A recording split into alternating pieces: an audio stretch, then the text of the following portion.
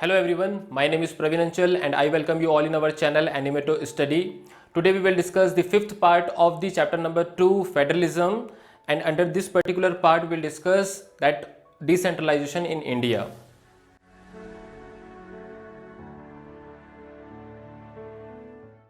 So under this topic today we will discuss that is what is the need of decentralization in India, reasons behind decentralization, features of constitutional amendment 1992. Remember, this particular decentralization was possible in India because of this amendment that has been done in year 1992. Okay, so remember.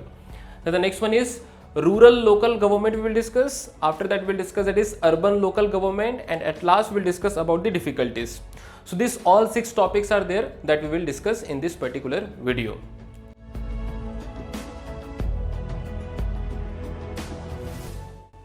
So here, the first of all, you see the topic that is decentralization in India. So what is the meaning of decentralization? So decentralization meaning is taking the power from the central and state government and giving to the local government is called as decentralization in India.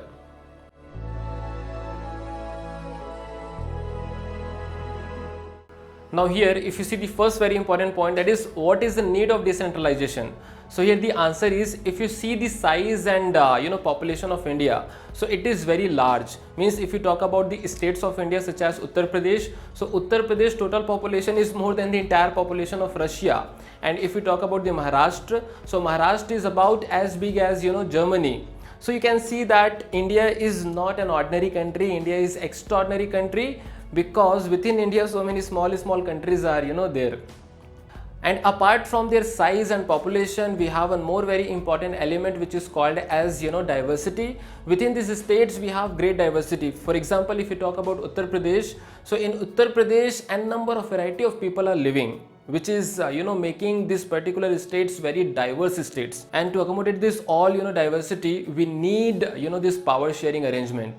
So these 3 points, that is large size of India, large population of India, as well as the diversity within India, are the rational or the logical reasons or the logical points for the decentralization in India.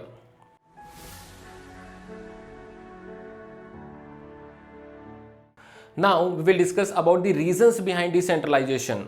So here the first very important reason is, if we are going with the decentralization now, then we are getting the local government concept, and in this local government the people are getting direct chance to participate in decision making process. When I will explain to you about this urban local government and rural local government, then you will understand that there we have the concept of Parshad and Sarpanch, and to this two representative of the people, you can directly go and you can share your problem, but you cannot go directly to the Prime Minister or to the MLA or to the MP and you can share your problem to them. So that is why here we can directly talk to our representatives.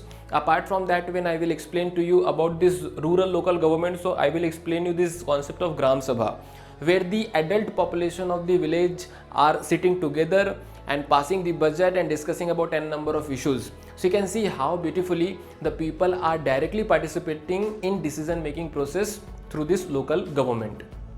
The second very important reason is that the people who are living in these particular localities know the real problems which is associated with these localities. So they know the real problems.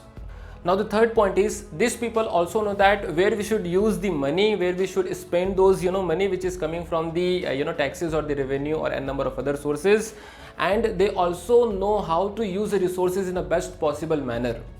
And the fourth point is, from this particular local government, one very important principle of democracy is coming practical, that is called as local self-government. So what is local self-government? Local self-government means it will be there locally and it will self-govern. How it will self-govern? It will be elected by the people and it will have their independent sources of revenue, as well as they will have power, so that they can manage their responsibility in an efficient manner. And hence we can say that the problems and issues are best settled at the local level.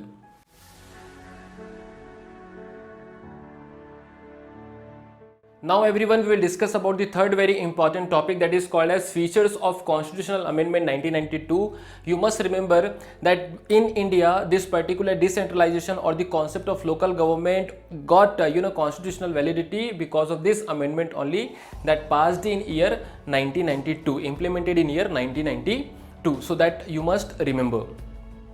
Okay. So under this particular feature and under this particular amendment, you must know two things, very important things, that under 73rd constitutional amendment, rural local government was made. Okay. And under 74th constitutional amendment, urban local government was made. So you must remember these two very important things. So once again I'm repeating, under 73rd constitutional amendment 1992, rural local government was made, and under 74th constitutional amendment 1992, urban local government has been made in India. So now let's talk about the important features of this constitutional amendment 1992. So here everyone, the first feature is that elections will be conducted regularly, and for conducting that election, we will have the Independent State Election Commission, which will be responsible for conducting election at panchayat level as well as at municipal level. So panchayat means what? Rural local government, and municipal means what? Urban local government. So these two very important points I have explained to you. The first one is that elections will be conducted regularly, and the second one is who will conduct election? Independent State Election Commission. Now the third point is there will be reservation of seats for SC and ST and OBC candidates in this particular election. And the fourth point is there will also be a reservation of 1/3 seats for the women. Okay, so that is very, very good point, and we should really appreciate this fourth point, where we have reserved 1/3 seats for the women. And this one data I just want to share with you. So there is about 36 lakh representatives are there today in both rural and urban local government as a Parshad and Sarpanch, and out of these 36 lakh, more than 10 lakh representatives are women. Means you can understand, more than 10 lakh women are working at this local level government, and they are giving great contribution. So it is really a matter of pride, and we can do the same thing at the higher level, that is state government and central government level also. So what is your opinion? You please comment below and let me know. And the last and fifth point is states will share their power and revenue with the local government. So in that way, we have understood all the important features of the Constitutional Amendment 1992. And now we will discuss about the rural local government. So let's start it.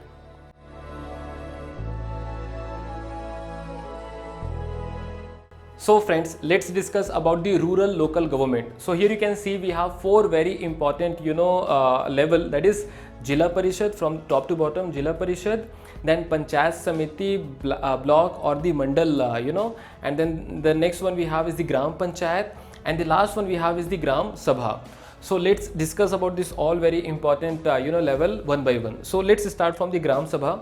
So Gram Sabha is basically a group of all the adult population of the village who are the member of this Gram Sabha, and their task is to do meeting for 2 or 3 times in a year for passing the annual budget and for discussing about the various issues related to their village or their locality. So that is the Gram Sabha.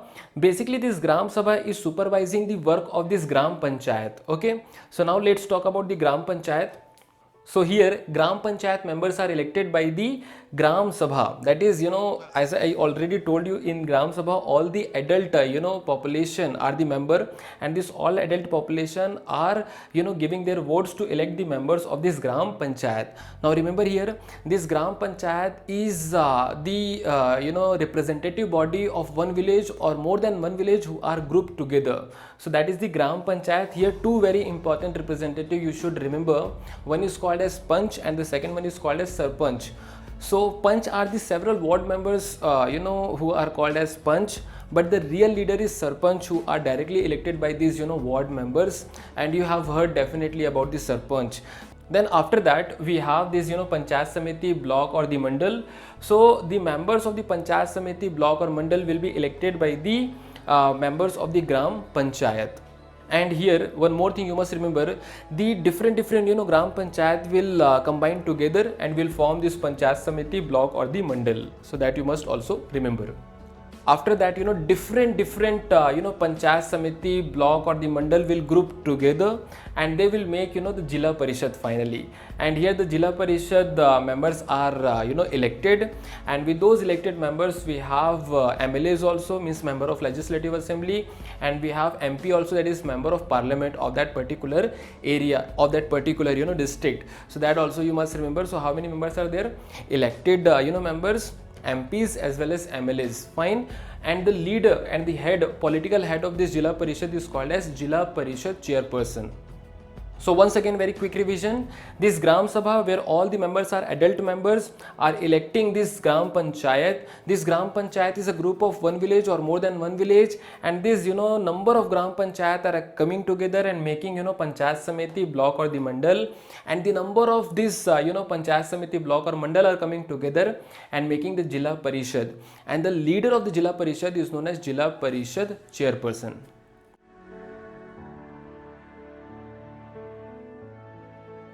Now we will discuss about the urban local government. So here in NCERT only two example is given, that is municipality and municipal corporation. So municipality will be there at small town level, and municipal corporation will be there at big cities. And this municipal corporation is having member which are called as Parshad, and the leader of this municipal corporation will be known as mayor. So these many details are there in this particular NCERT book, but apart from that, some more additional information I am sharing with you. That is, here also we have several level, that if you are talking about this that is urban local government, so here also we have three level, that is Nagar Panchayat, Nagar Palika and then Nagar Nigam. So Nagar Panchayat is at the bottom level, then at the middle level we have the Nagar Palika, and at the top level we have the Nagar Nigam, which is this municipal corporation, and the leader of this municipal corporation, the political leader of the municipal corporation will be called as mayor. Fine. So this is all about the urban local government.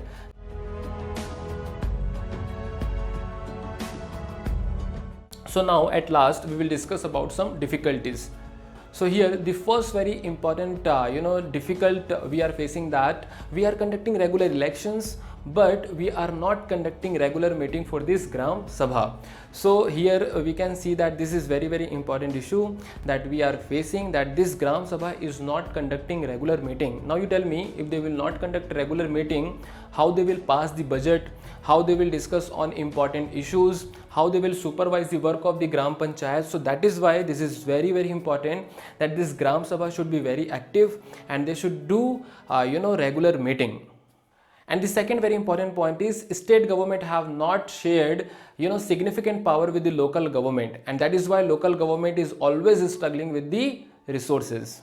Now the third and last very important point I just want to share with you, that in this particular Jilla Parishad, if you see, so in Jilla Parishad we have the influence of MLA and MPs, and this is very good thing. But sometime what happen now, these MPs and MLAs are thinking that they are superior and they are just trying to impose their particular decision over others, which is making trouble sometime. And after discussing this all point, we completely understood that yes, we have done good, but we have to do a lot of more things for achieving the better result and for achieving the target of local self-government. So friends, that's it in this chapter. I hope you have understood each and every topic in a very nice manner, and if you find any problem, any difficulty, any confusion, you please comment below and let me know. We will meet you in the next video. Till then, bye bye, take care of yourself. Thank you.